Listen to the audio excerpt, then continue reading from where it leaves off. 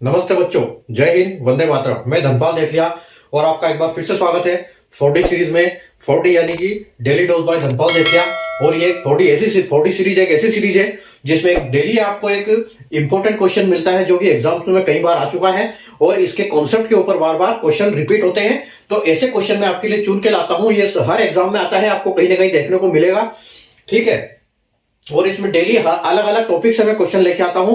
और आज का जो टॉपिक है हमारा वो रेशियो एंड प्रोपोर्शन टॉपिक से लेके आया हूं आपके लिए, ठीक है। और आज का जो अपना क्वेश्चन है उसको आप कैसे कॉन्सेप्ट को कैसे समझोगे, कैसे मैं आपको करके बताऊंगा कि जब इस टाइप का क्वेश्चन आता है एग्जाम में तो आपको कैसी अप्रोच लगानी है कि आपको जल्दी से जल्दी कर पाओ। और इसमें रेशियो मर्ज करने का हमको कॉन्सेप्ट आपको मिलेगा और जो कि एक बिल्कुल आसान ट्रिक बताऊंगा मैं, आसान तरीका बिल्कुल रेशियो को मर्ज करने का, ठीक है। तो आइए हम बिना देर किए क्वेश्चन को स्टार्ट करते हैं।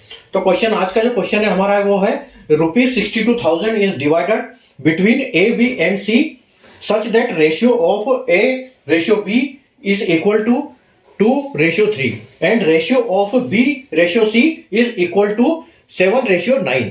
तो find the share of C, ठीक है। क्वेश्चन इस प्रकार है, हिंदी में एक बार बताता हूं मैं कि 62,000 रुपए को ए बी सी के बीच इस प्रकार बांटा जाता है कि ए बी का अनुपात 2:3 है और बी सी का अनुपात 7:9 है। तो सी के हिस्से में कितनी धनराशि आएगी, अब ये आपको फाइंड करना है, ठीक है। तो इस टाइप का जब क्वेश्चन आता है आपको कि यहाँ ए बी और बी सी का अलग अलग रेशियो दिया होता है, तो सबसे पहले आपको क्या करना होता है, इन तीनों का मर्ज, रेशियो का मर्ज करना होता है। जब आप तीनों का अनुपात का मर्ज करोगे तो तब आपको उस जो अमाउंट दिया है उसको उसी हिसाब से आपको डिवाइड करेंगे, तब आपको किसी एक पर्टिकुलर पर्सन की जिसकी भी देंगे उसकी धनराशि जो उसका शेयर आपको पता लगेगा।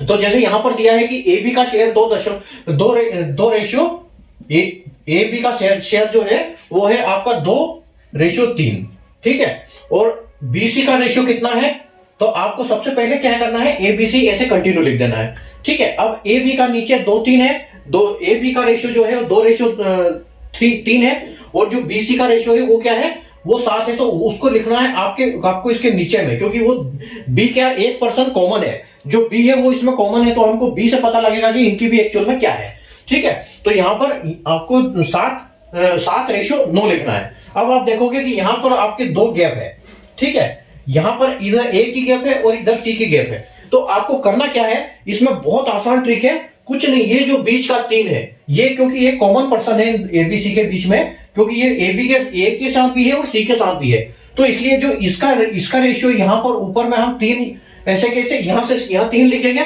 और इसका 7 यहां पर लिख देंगे, ठीक है। बस यही ट्रिक है, ऐसे इसको लिखो एबीसी में, ए बी यहां लिखो, बी सी यहां लिखो और यहां 7 है तो इधर 7 लिख दो, इधर 3 है तो इधर 3 लिख दो। अब आपको करना क्या है, इनका सीधा मल्टीप्लाई कर दो। देखो 2 सती 14 हो गया, आपका 14 हो गया, 3 से तो 21 हो गया और 3 9 27 हो गया, ठीक है।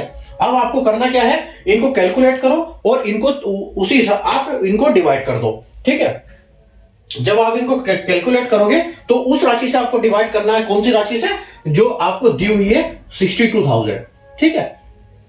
अब देखो, अब इनकी कितनी राशि, ये इससे क्या होगा कि एक शेयर का पता चल जाएगा, ठीक है। अभी आपको एक शेयर का पता चल जाएगा। देखो आप 27 और 21, 20 और 20 40 और 28 48 48 और 14, 48 और 4 52 और 62, यानी कि आपका यहां पर एग्जैक्ट 62 आ रहा है, ठीक है। अगर यहां पर एग्जैक्ट 62 नहीं आता तो हम डिवाइड करते हैं। अब आप देखो ये 62 से सीधा आपको कट जाएगा, यानी कि ये है एक शेयर क्या हो गया आपका 1000 आ गया, मतलब एक शेयर की कीमत आपकी क्या है 1000 है।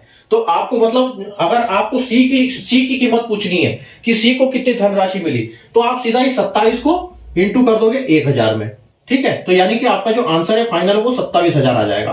तो जो इसकी धनराशि है, सी के हिस्से में कितनी धनराशि आती है 27,000, ठीक है। ऐसे किसी की पूछती है तो हम उसमें इंटू कर देते हैं। और अगर यहां पर सपोज करो कि यहां पर हमको 62 की जगह मान लो डबल दिया होता, क्योंकि क्वेश्चन कभी भी ऐसे ही आएगा कि आपको जब उसको सोल्व हो जाएगा तो वो आसानी से होगा, उसी टाइप के नंबर आएंगे यहाँ पर। अगर यहाँ 62 नहीं आता तो यहाँ पर आप ये समझ लो कि 1,24,000 आता, ताकि उसको आप डिवाइड कर दो तो यहाँ 2,000 आ जाता, ठीक है। तो उसी हिसाब से इसकी यहाँ पर जो कॉन्सेप्ट क्वेश्चन बनते हैं उसी हिसाब से रहते हैं, तो आप इन ट्रिक से आसानी से निकाल सकते हैं, ठीक है। अगर आपको सेशन समझ में आया, क्वेश्चन कॉन्सेप्ट समझ में आया हो तो सेशन को लाइक कर दीजिए, शेयर कर दीजिए और चैनल को सब्सक्राइब कर लीजिए, क्योंकि इस टाइप के क्वेश्चन, इंपॉर्टेंट क्वेश्चन मैं आपके लिए डेली लेके आता हूं।